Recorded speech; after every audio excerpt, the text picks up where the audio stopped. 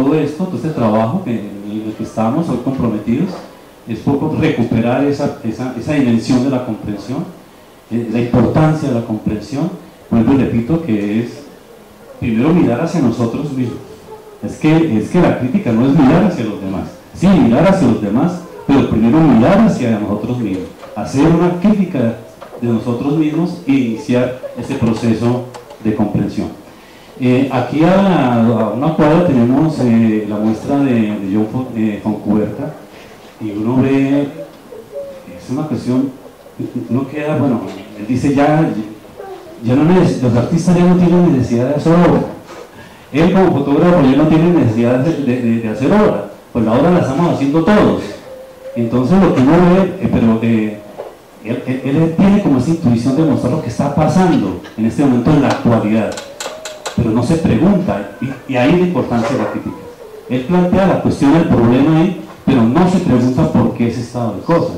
Y lo que nosotros estamos viendo ahí, tratando de hacer un ejercicio crítico, es que las nuevas generaciones, esta generación del Internet, se está operando una mutación en el sentido de que la gente ya no escribe. Por eso es tan interesante ese ejercicio que están haciendo ustedes aquí, y ese trabajo de la escritura, porque es que los jóvenes no escriben, los jóvenes difícilmente leen.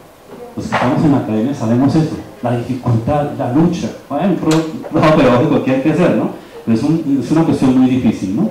Entonces hay una mutación en donde los jóvenes, los muchachos y las muchachas ya trabajan con imágenes, hacen imágenes, se comunican a través de imágenes. Entonces es un poco el ejercicio que hizo Foncuberta en la fotográfica de este año.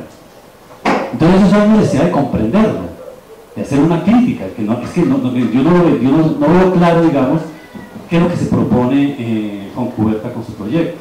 Entonces el artista no lo puede hacer todo, es decir, en una parte de los diferentes elementos que intervienen en la construcción de sentidos. Por eso es importante la crítica, que amplíe esa intuición que tiene el artista, que seguramente no se da cuenta de lo que se encontró.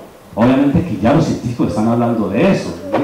Están hablando que hay una mutación, que generación tras generación se operan mutaciones en los seres humanos, pero la mutación, como yo lo estoy viendo, la mutación que está operando en este momento es esa. Nosotros ya no leemos, nosotros ya no escribimos, tomamos imágenes. Entonces los artistas... A propósito de eso, disculpa, precisamente escuchándote, pensaba que hay una labor de la pedagógica de la crítica, lo decía Juan Hacha, también digamos un crítico importante latinoamericano, porque en ocasiones se confunde, me parece que eso es muy importante, porque indudablemente el artista, el arquitecto, el músico, el que está haciendo una obra determinada, pues juega con unos elementos fundamentales y los expone, digamos, en un determinado espacio público. Sí, frente a eso, la labor del crítico también tiene una labor pedagógica y fundamental de pasar por esa comprensión de lo que está ahí en juego y al mismo tiempo, decía Juan Hacha, convertirlo como en una especie de puente y hacerlo también, digamos, visible. ¿Sí? Y visible no, tal vez como, a mí me llama mucho la atención esa función que tú estás empleando de comprensión, porque digamos que lo que se pretendía también en este número de textos que Beatriz coordinó era precisamente tratar de pasar por eso de la comprensión de varios trabajos ya realizados, ¿sí? Y darlos a conocer también en ese circuito, ¿no? Entonces creo que la labor pedagógica del ejercicio crítico es fundamental, ¿no? Creo que para no perderlo de vista, ¿no? No, claro, es decir, la hipótesis que estoy desplegando ahora, pues es algo que yo he investigado, que está soportado en varios autores, en especial una autora muy leída, de pronto en los últimos 10 años hace un referente muy importante que se llama Hannah Arendt, y lo que ella plantea es precisamente que estas sociedades que han sido fruto de unos modelos totalitarios, ella, ustedes saben, escribió un libro muy importante, Los orígenes del totalitarismo, y precisamente eso lo propicia es la falta de comprensión. No comprendemos lo que pasa. La gente dice, pues, ¿por qué no hace algo? Pero se está pasando todo eso, la gente, ¿por qué no? La gente no comprende, simplemente la gente no está comprendiendo, no hacen nada no puede emitir un juicio porque no tienen ya, perdimos esa competencia, esa habilidad de comprender.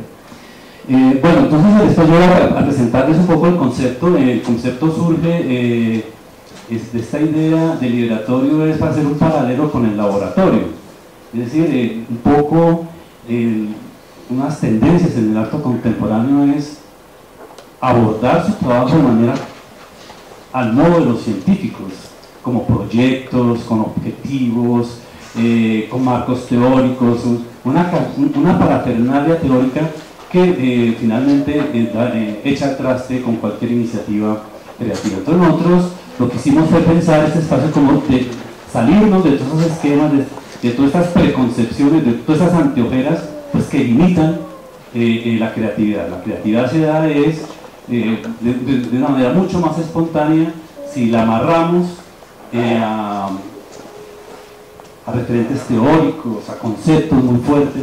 Lo que hacemos es limitarnos en nuestros procesos creativos. Entonces esto es lo que digo en esta primera imagen. Quisiera volver aquí al tema de comprensión. Nuestro lema de liberatorio lo tenemos ahí resaltado, se llama: la mejor crítica consiste en comprender. Es decir, si ustedes quieren ser críticos, la mejor manera es haciendo un proceso de comprensión que pasa por la revisión de lo que uno sabe de aquello a lo cual va a enfrentarse. Yo no puedo enfrentarme a la realidad social, a la realidad artística, a la realidad política, si previamente yo no miro qué es lo que sé sobre esa realidad. En la medida en que yo me aclare qué es lo que sé de esa realidad, yo puedo comenzar ese proceso de comprensión, que es un encuentro de eso que yo sé con aquello que sale a mi encuentro con el propósito de construir sentido. Entonces nosotros hablamos de que esto es una construcción de sentido que no la hace el crítico de manera unilateral. Entonces esa es la folla que tenemos un poco en Colombia contra los críticos, porque hubo excesos, hubo abusos, se prestó para muchas cosas, bueno, eso es un tema bastante amplio que daría para mucho. Yo quisiera recordar una anécdota, y yo lo pensé y dije, pues voy a decirlo porque hace parte importante para lo que nosotros estamos haciendo acá. El año pasado el historiador Santiago Rueda hizo un programa, un espacio que tiene la universidad, que se llama Óptica Actual, ¿sí? Óptica Actual, y entonces él invita a Eduardo Serrano y a Lucas Ospina para hablar de la transición de una crítica antigua a una crítica contemporánea. Y a mí me sorprendió ese enfoque que hace Santiago Rueda. Y yo pienso que Santiago Rueda no ha comprendido en qué consiste la crítica. Yo no creo que Lucas Ospina esté haciendo crítica de arte. Ellos están, él y otros artistas, están en un proyecto estético que nosotros conocemos dentro de la tradición ya contemporánea como crítica institucional. Pues que la crítica institucional no es crítica de arte, la crítica de arte es otra cosa. A mí, en mi opinión, Lucas Ospina es una persona muy valiosa, muy importante, hace propuestas muy interesantes, pero él no es crítico de arte. ¿Por qué digo que no es crítico de arte? Porque en lo que escribe uno no ve que haya un proceso de elaboración de qué es lo que sabe él de lo que es la realidad. Bueno, yo no quisiera volver a eso, sobre el proceso de saber, de desmontar lo que uno sabe sobre la realidad para comenzar a hablar de lo que sale al encuentro. Bueno, esto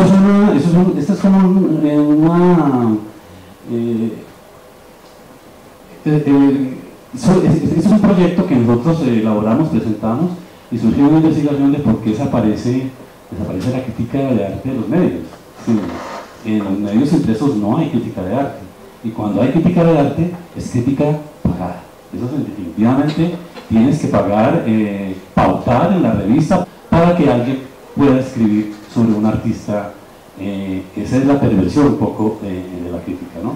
Entonces una crítica al servicio legal, y por eso también la desconfianza con respecto a los críticos. Entonces la idea también ahí está lo del liberatorio, no es liberarse de estos condicionamientos del mercado y tratar de hacer un espacio en donde se pueda hacer una crítica en los términos de los cuales yo planteé, partiendo de que lo que debemos hacer como primer punto es un ejercicio de comprensión.